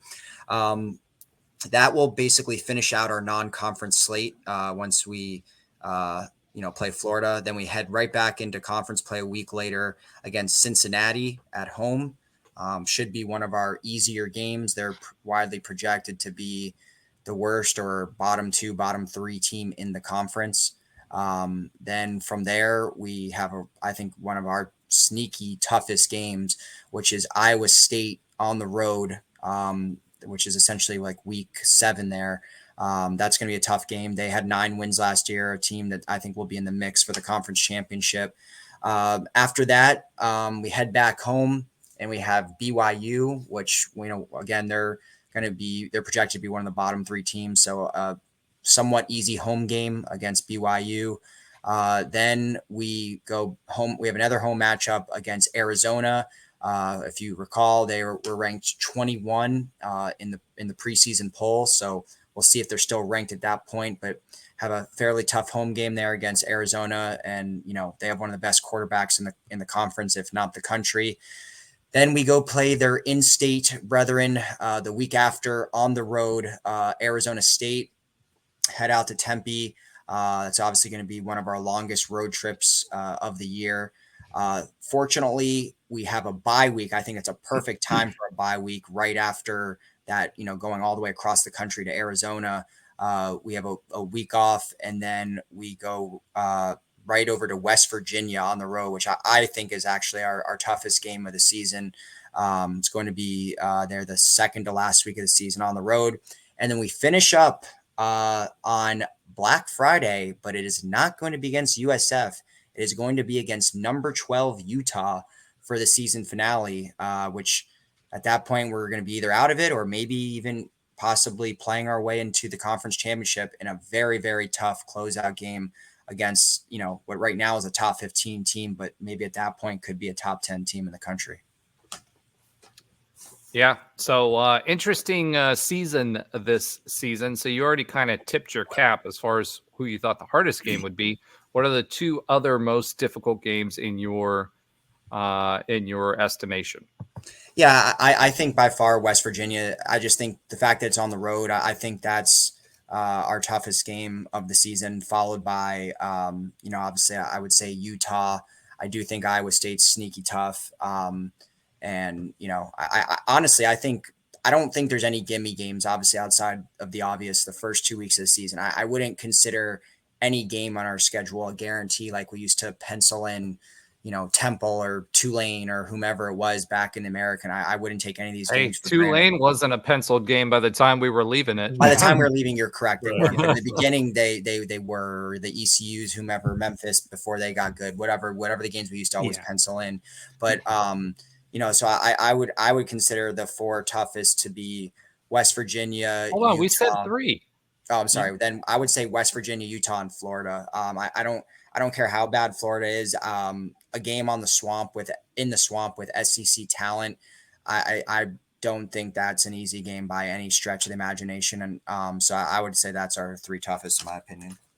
All right, Josh, what do you think? I'm not making you go last this time. Yeah, I'll be quick about it too. I think that Utah is going to be one of our tougher games because I think there's going to be, not only are they a really, really good team, and I think their ranking is going to be within the top, 25 at that point. Sorry. I love that you brought back the moo. I saw that at the bottom and I thought it was muted. I'm sorry. I apologize. No, that's awesome. I heard somebody needed a moo, so here we go. That's back from the Nightline days. At some point, that's for Kevin Reese. I apologize. It's okay. At some point, I really want to get a board to try to put some sound effects into this. I'm with you. But, okay, so Utah, really do think they're going to be a really good team at the end of the year, and that could be for a game to play the next week on the 7th in the Big 12 championship in AT&T Stadium. So I really do think that that's going to be a really, really hard game. A sneaky hard game. I actually think a sneaky hard game, even though we win them all, is going to be that Arizona game. It's a space game. We should do well. Arizona's, flying out over here. I actually think that's going to be a really good game. I'm really hoping we pull another Oklahoma State and just blow it out of the water. But I actually feel like that's, even with their retooling and coach changes and everything else, I feel like that's going to be a tough game. And I agree, UF. It's still UF. This isn't us going up against, Tim Tebow and Chris Leak, right? Back in 2005 or whatever. It's not that team anymore. I'd love to be the team that causes them to fire their coach, but I don't know if that's going to happen. But it's still if they lose to us, they 100% will fire him. I feel it depends on where they're at, though. If they start off hot, that's different. I don't know if they're going to get some 2-bits, Mr. 2-bits or whatever they do now. And I was at that 2005 game. That was. I think awful. Mr. 2-bits actually passed away, unfortunately. I know, but I think they keep on it's going to be. They're going to be loud. They're going to be annoying. They might not be as bad as they were 2 decades ago, but that's going to be a tough game. And I hope most of us are there. It's going to be good. All right, Ben Stout. 3 toughest games. What do you think? Yeah, so I'm going to agree with Alan on the West Virginia game. I actually I'm planning on being at that game in West Virginia. My brother-in-law went to West Virginia, and so we're like whole that side of the family we're going up there for that game, hopefully to watch a UCF win, but that is going to be an extremely tough game, I believe. Everybody's going to say UF. I think that's going to be a difficult game as well, but I'm going to hold that out of my top 3. I think the other 2 that I wrote down are Iowa State. At Iowa State, I think is going to be a difficult game for us. If we are able to take on, be undefeated at that point, I see that as a major trap game on the road, a really tough one. And then I have Utah as like my 3rd most difficult game. That one's just weird for me because, I agree they could be a top 10 team, but will we have a lot more to play for than they do at that point? Like, are they already locked up the Big 12, the spot in the Big 12 championship game at that point? Like, it'll be interesting to see where Utah's at and where we're at by the end of the season. But just roster for roster, kind of matchup wise, I just see that as as I just put those 3 in my top 3. So West Virginia, at Iowa State, and then Utah at home to finish out the season. All right, Trey Neal. Yeah, I mean, I think I agree with Josh. I think it's going to be Arizona. I think they're sneaky talented. They have a lot of. I know their quarterback is very good, and they have a receiver he's probably a 1st-round receiver. So I think those guys could present a threat. They're ranked early, so it's not just those 2. They clearly have more talent on the roster. I do think Utah's going to be tough. They're always tough. They're tough, just a tough football team to play. The benefit of those 2 games, though, we're playing it at home. So I think if we can kind of get the crowd on our side, get it jumping like we do, I think that can help us in that advantage. And then obviously the third one I think is going to be Florida. Not because the players, yes, they are SEC guys. They're talented guys in their own right. But I just think the Swamp is just a different monster. And I do think it depends on where they're at in the season. If they're 0-3, 1-2, 1-3 going in that game, I don't know if the Swamp's going to be kind of jumping, going crazy like we, like it has been. If they're coming in 3-0, 4-0, I think it could be it's a tough place to play. And I never played there, but I've been there for games. It is tough. It can be deafening. It can feel, it can feel swarming on you. Because those guys, it's just crazy. But again, I think, in my opinion, that's the biggest game in the history of UCF. I've said that plenty of times, just because of what I think it means for us. I think if we can beat them in a regular season game, there's always excuses whenever we play these SEC teams because it's a bowl game, nobody cares, blah, blah, blah. Well, week 4, week 5, this matters. And even if you guys are 1-2, you don't coach and you lose. I think if they're 1-2, 1-3, and they lose to UCF, they're fired that night. Later that night. So I think it's a huge game for us just to stamp ourselves as we're ready to compete at this level year in and year out. And obviously in-state stuff. We've been taking their recruits for now, but I think that just changes the way you look at us as a program. You don't look at us as that, they can be a great, program that beats these teams. No, we can do this consistently year in and year out. So to me, that's the biggest game in the history, in my opinion, but I'm just one guy. All right. Andrew. I agree with Trey as far as the Florida thing being a big deal. I mean, it's trajectory. It's a huge deal of going forward and all that. You beat Florida, and in Florida where we live, it's a big deal. And mind you, I don't think we're that'll be 2 in a row if we beat them. And I don't think we're playing the second game at UCF. I think they're going to find a way to buy out of the game, and that's just I knew that was going to happen. And again, I'm fine with it. They'll want to move it to Jacksonville or Orlando or whatever. But I'm just I'm in a little bit of Big 12 shock still. I'm just looking at this schedule, the whole thing, and I'm happy to see, as a longtime UCF fan, not as long as some, but longer than others. I'm happy to see a schedule like this with these names of teams that have had football programs for a long time. You know what I'm saying? I'm not so excited about Colorado. I do want to shut Dion up, just personally. I want him mad on the sideline after that game, or crying or something. But really, after Cincinnati on the schedule, just looking at Iowa State, BYU, Arizona State, West Virginia, and Utah, just that part of the schedule alone is like music to a football fan's ears right there. Especially, a UCF fan that's been wanting a schedule that looks like this for a long time. I have my eye, and I have the entire time since it was announced, on that Utah game on Black Friday. That could be absolutely massive. I hope it is. If not, I mean, it'll still be fun.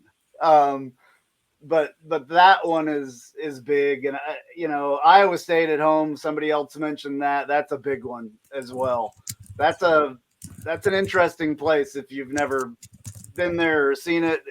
If they're doing good at that time, that place is going to be crazy. It's a big place. Yeah. Oh yeah. And rabid fans, because there's not a lot to root for out there. Iowa State, just like Nebraska with Trey. He knows. Yeah.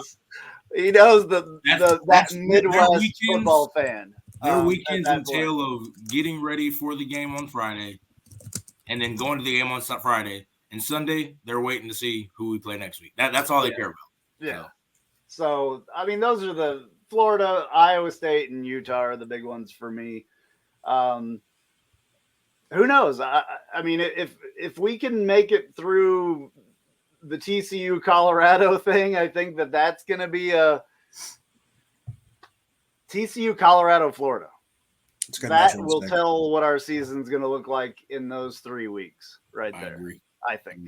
Well, I think Colorado definitely. I think they're a paper tiger still. They transferred. They turned over more on their roster than we did on ours. I'm not a believer in Dion as a head coach. I'm sorry, just not. A fan. I'm a fan of him as a player, but not as a coach. He was a beast as a player. Oh yeah, man, great player. Yep. So for me, Colorado is what it is. I do believe that, and I'll agree with you guys on the UF being a potential trajectory builder for us, not just for this season, but long term. Now that we are in the P4, so to speak, I think FSU is going to, after watching them, they're going to have a down year as well. So if we are able to beat UF, Miami never knows what it's doing. They should be better than what they always are. So, unless Miami runs through the ACC this year, which I don't think they're going to do, I think this would be before there was always this, that we claimed the best team in Florida and all that other stuff a few times, right? But we never played a Power 5 schedule or Power 4 now schedule. Now that we're quote unquote legitimate and we have the opportunity to beat UF in the swamp, and FSU's potentially having another down year, I think this is really an opportunity for us to put some shine on that gold on the UCF stacked logo. So I 100% agree with that. As far as the most difficult games this year, I picked West Virginia as well. They are a tough place to play, number one, and number two, they were a lot better team last year than I expected, and they're bringing most of those guys back. So I think I'm rooting for Ben to go couch burning in West Virginia on our behalf. But I think that's going to be a tough game. They're riding, I think, like a 8-game win streak, if I'm not mistaken, going into this season. So they're hot. They've got the same team going. They obviously got something cooking over there. Neil Brown went from on being on the hot seat and getting ready to be fired to being the savior again. Now, if Neil Brown takes a nosedive again at the beginning of the season, I could see them getting rid of him. But I do think that team's going to be tough. I think Billy Napier, by the time we get to game 4, he's just not. I don't think he's got control of the team. I don't think the team will follow him. I think that team falls apart. They have a lot of transfers as well this year.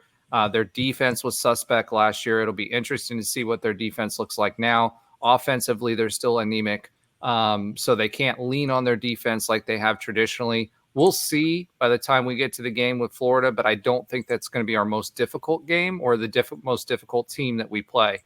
I agree with Iowa State. If you don't know this about Iowa State has a really, really, really good home record. They're one of the toughest places, one of the top records in college football as far as their home win percentage. So they may suck everywhere else. They may have a 6-6 season or a 7-6 season, but at home they're tough to beat. So that's going to be a really, really tough place to play. And then Utah again, assuming Cam Rising doesn't get into a wheelchair again by the end of the season and hop in his hover round, I think that Utah is going to be a really, really, really tough team to play. They have their defense.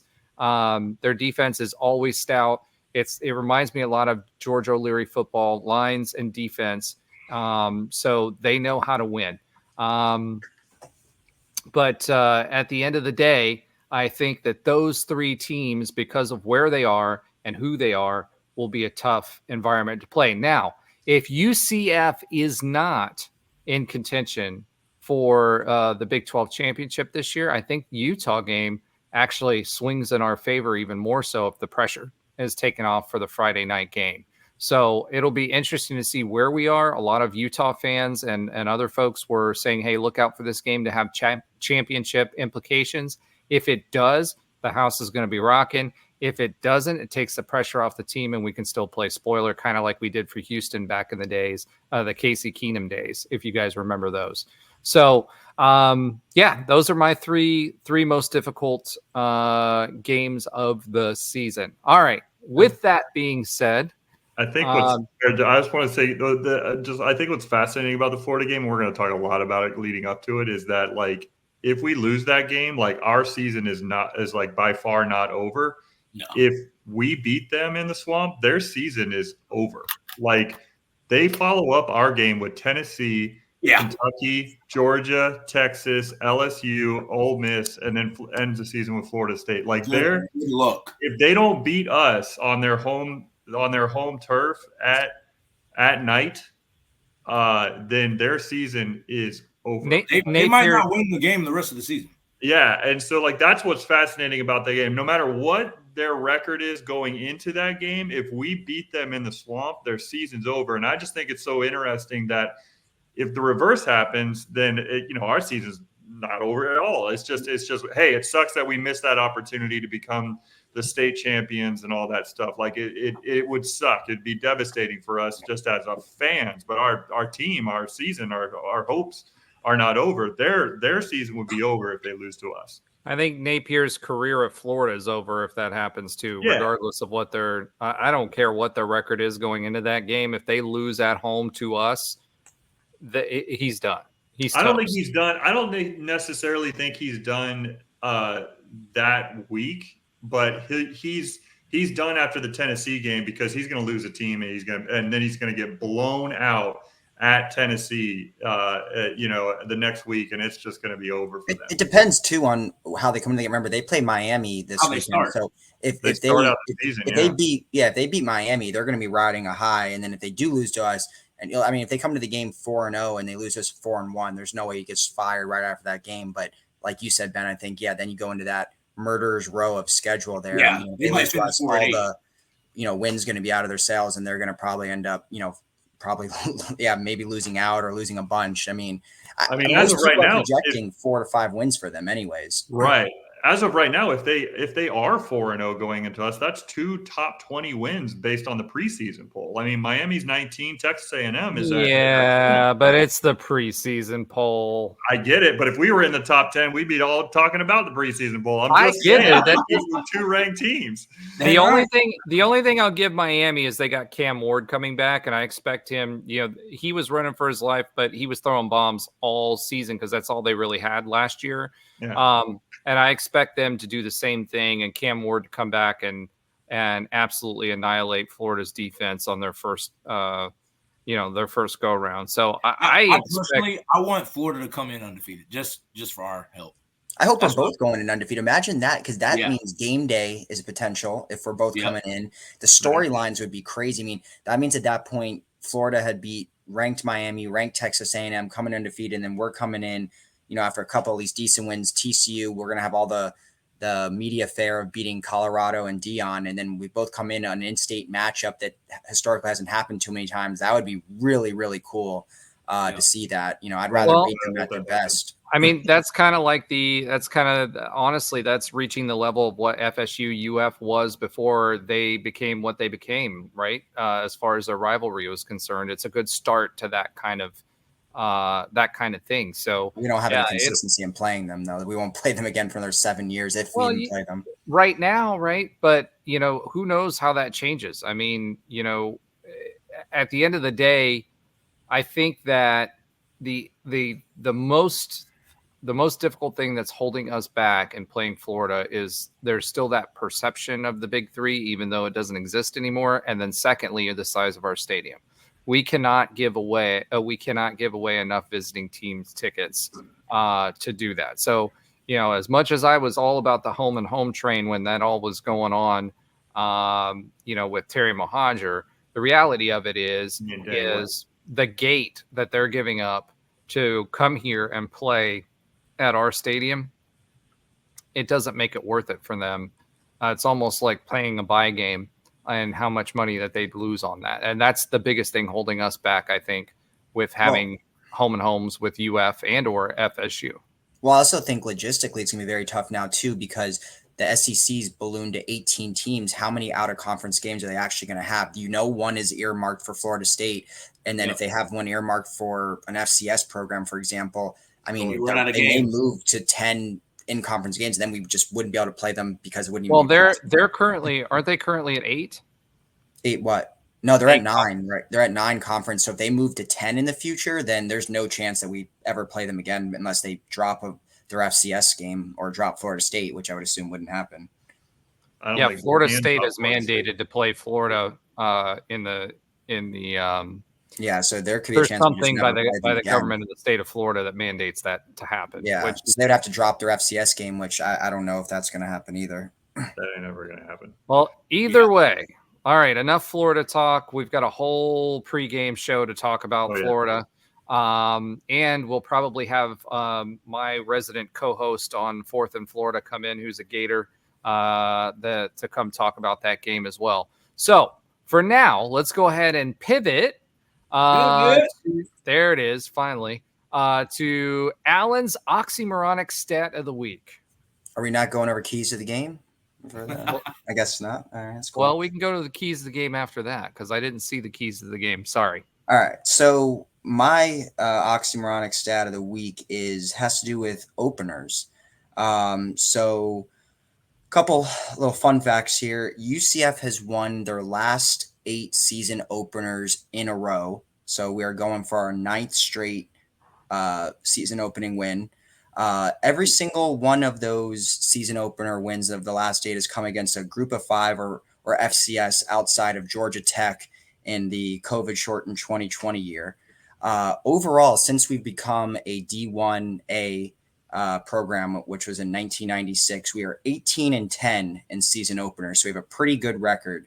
And as part of those 28 games, we've played 11 Power 5 or Power 4 openers, whatever you want to call it. With a 2-9 record against Power 5s in openers. We've only beaten NC State and Georgia Tech. But overall, we've won 16 of our last 18 openers. Our only losses were to FIU in the winless season, and then Penn State when we played them in Ireland.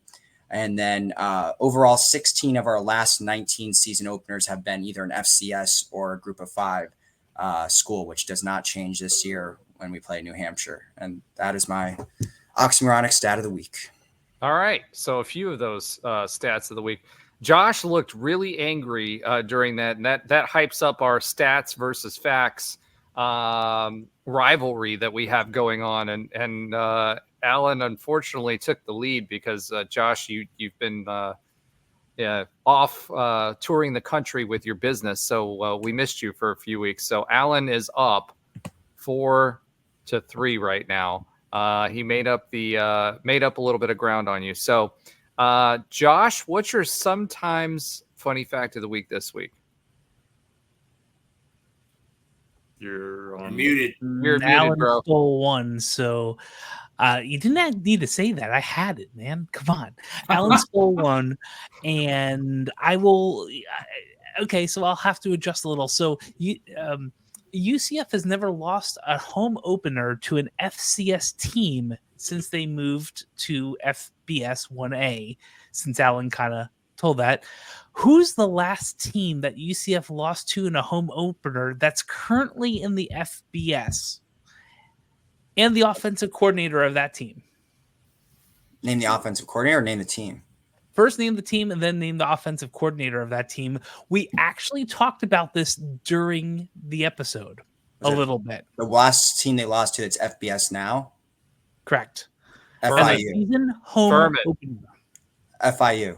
That wasn't a Season home opener. Both wrong. It's a home opener. Okay. Was it Austin P? No, we That don't. was a home opener.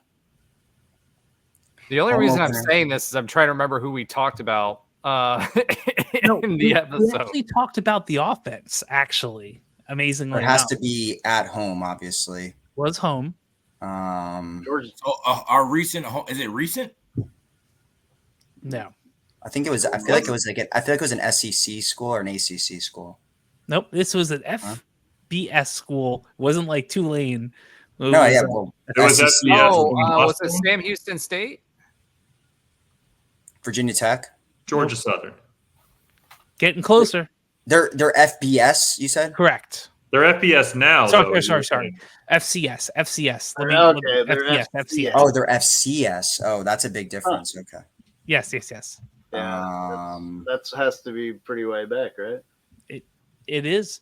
But we got in the States, in Atlanta. Kennesaw State. Georgia State. Georgia Southern. I said Georgia State Atlanta. first. Georgia Tech. Southern That's not first. Georgia Tech. Nope. Georgia Tech's FBS, dude. Georgia They're not State's FBS. Georgia All right, State. give us a hint. Okay. It's in the state of Atlanta. I don't know. Yeah, Kennesaw without me. No, it's not Kennesaw. No. Who else is in Atlanta? I'd say a little further out- south. I want to triple check that. Now I have to go to a map. but Emory? Emory? Do they have a football team? Does Emory have a football You're team? saying in the state of Georgia? Yes. I don't know any more schools that are in Georgia. Valdosta State. Valdosta State. Ding, ding, ding, ding, ding, ding, ding. Well, Valdosta. why'd you I say got it Atlanta first then? try. That's Hold When did we talk about Valdosta in here? No, I don't remember no. that. Hold on. Valdosta is Hold nowhere on. close to Atlanta. Hold on. First of all, Valdosta State, we lost in a home opener to Valdosta State in 1994. That's the last time we've lost a home opener to an FCS school Oh, of wow. any type. Yeah, it's been a while. And the offensive coordinator of that team ran an air raid offense, and he was really famous for it. Valdosta State. Brent Key. I'm just kidding. What's That's the anti-air raid offense. air right raid? Was it Gus Malzahn? No. Somebody. there. The hint is he recently passed away. Oh, the Washington State coach. I'm drawing a blank on his name. Mike Leach? Mike Leach. Mike Leach. Mike Leach was the National treasure, offensive Mike coordinator of that 1994 Valdosta State Wow. team. Oh, Yeah. that's a fun fact. That's a And true. we got shellacked. It The was bad. pirate. Yeah. It was I love how that it was guy. how I I think don't remember everybody how to did. All of pronounce it. college football did. I mean, his when he started talking about like giving people advice on marriage and like Oh, man. he was talking about Anything that dude Bigfoot said and everything else, he was just When you that talk about- There guy. was always something. Which mascot would win in a fight? Oh my Yeah. god, the best. And the press people would come up with crazy questions like that because they knew that he would just go nuts and it would be like a viral moment or whatever, So, man, that guy was a college football icon. One of those people like gone way too soon. Yeah, The absolutely. game is different without him in it. For sure. All right. So Alan, since you mentioned the keys to the game, let's go ahead and go back to that. For me, the keys to the game is we show up. It's a little more than that, but Listen, they lost their starting running back. They lost their quarterback. They lost their best receiver. So offense, I'm not expecting much. And with the defense that we have, I think it's just that the bus rolls into Orlando, is able to, it doesn't get in an accident, and they manage to get into the stadium. I think yeah, there you always have that Michigan debacle, right? But Yeah. you're right.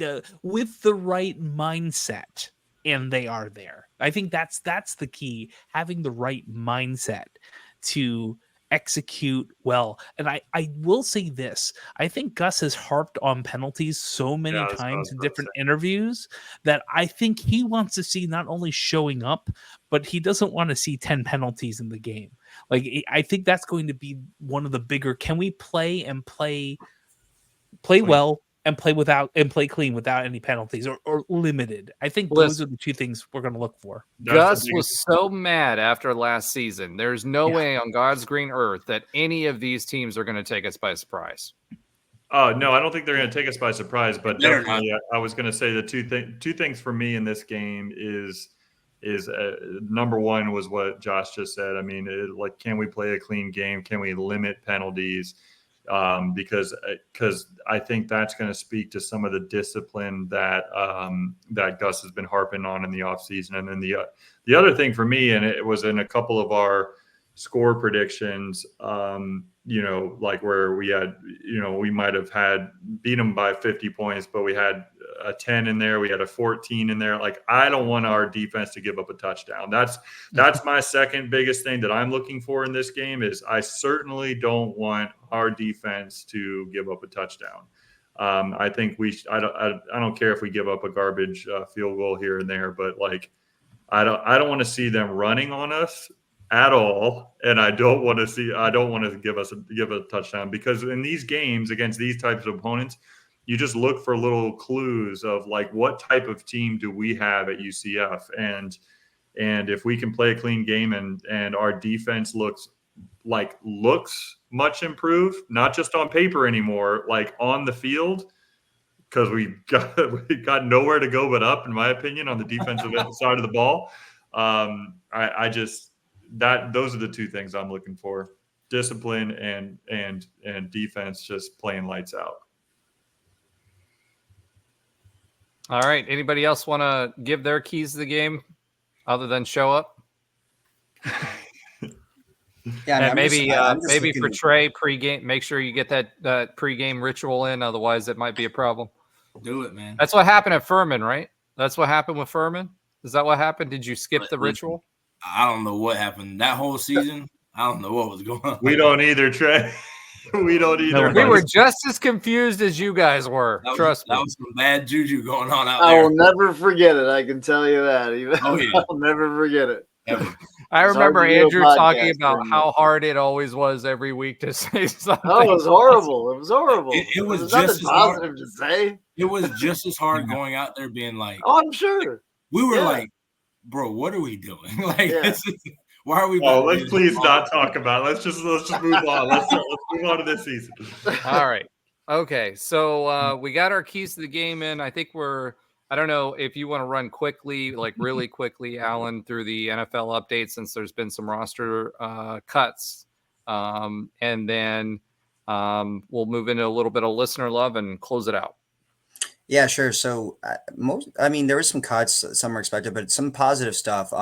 Tremont Morris-Brash is looking like someone that was slept on, should have been drafted. He has pretty much secured a spot with the Chargers. If you didn't see it, he had a pick 6 in the last game. Really awesome play. Probably was like a 20-yard run there for the pick 6. So he looks to have secured a spot on the Chargers. We already mentioned JRP looking like he's going to either make it on the final roster of special teams or at the very least on the practice squad. As far as cuts, Jacob Harris was cut by the Jags, but looks to be a strong candidate for the practice squad. Tay Gowan was cut by the Titans. Cowboys unfortunately cut both Alec Holler and Jason Johnson, but it does look like Jason Johnson has played his way onto the practice squad. Kalia Davis, despite the injury, I think they're going to put him on the PUP list. And they see the potential there. They're going to want to keep him. Grable looks to have made a spot on the Bills despite being a 6th-round pick. Then I think we said Matty Ice obviously got cut, but he usually gets picked up every season at some point. Someone will pick him up. He's pretty reliable. But overall, as of now, before any special teams, I'm sorry, I keep saying special team, for any practice squads, we're down to 20, or I should say up to 20 guys in the NFL. So out of the guys in the offseason that, that graduated or left early, Javon Baker, Tylen Grable, Tremont Morris-Brash, and JRP look like the guys that are going to make it from last year's squad. All right. Awesome. So congratulations to those guys who are going to make it, or, even if it's just practice squad, they're continuing their career. It's a lot further than I made it. Trey got some tryouts, but he didn't make it either. Nope. In his words, he was too slow. And then obviously, and for those of you that don't know, Andrew had some professional experience, but was not. I was too slow too. I was way too slow. He's the OG of the too slow defensive backs. Yeah, I was way too slow. It was fun though. Well, with that, let's give a little listener love. I want to shout out real quick to ReachInX3954. Had a couple of comments on our YouTube channel. He says, "You guys are hilarious. This team is nowhere near good enough for Mikey to not get run. He'll start alongside Darius Johnson and Jalen Centers. Imagine finally getting top recruits and thinking that they won't play."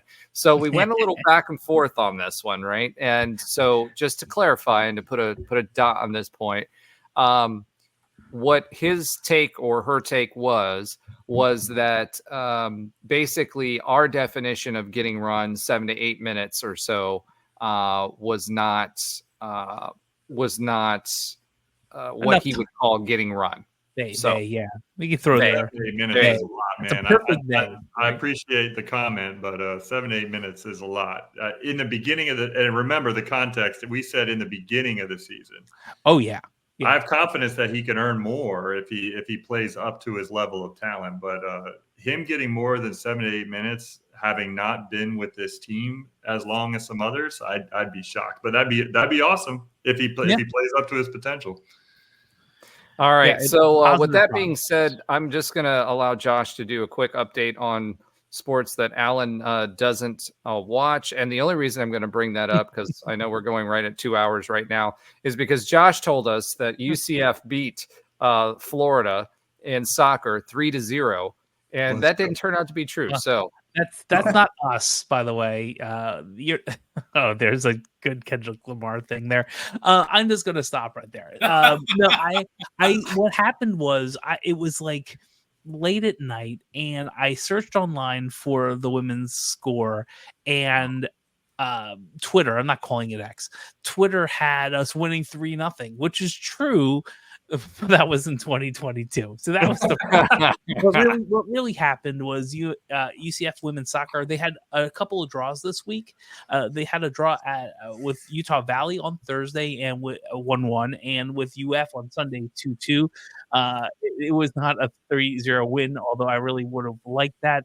And UF had to come back in that game twice. We led 1-0 and 2-1. So that was sad, but it is life. We still beat pants off of FIU and still moving forward. Haven't lost yet. UCF men's soccer, they beat Mercer 3-1 last Thursday and drew with a ranked Seattle 1-1 on Sunday. If you were watching that game, the keeper had both a moment and also a really good penalty save.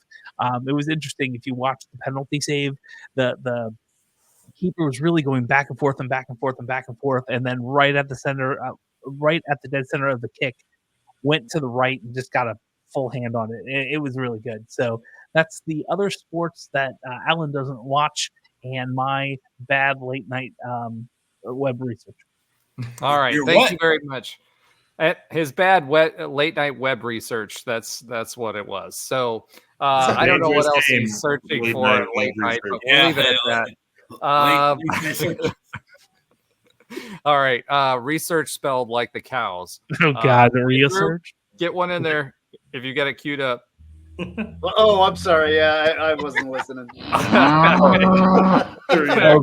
I really. I was thinking about something, and we gotta get that sound effect back. That's just a classic. You can buy it from me. Yeah, there we go. I'll sell it to you. Thank you, Andrew, for joining us, the OG of UCF podcasting. Thank you for joining us on the first episode, and now the first episode of season 2. We'll have him back as long as he can make it. He has an amazing tan, cannot do a hair flip, but has an amazing tan, and one of my favorite people. So thank you all for going along this ride with us for a year, and excited to get into the next one. Go Knights and... Charge on. Josh, really? You didn't have anything to say this time when we're at the end of it? Charge on!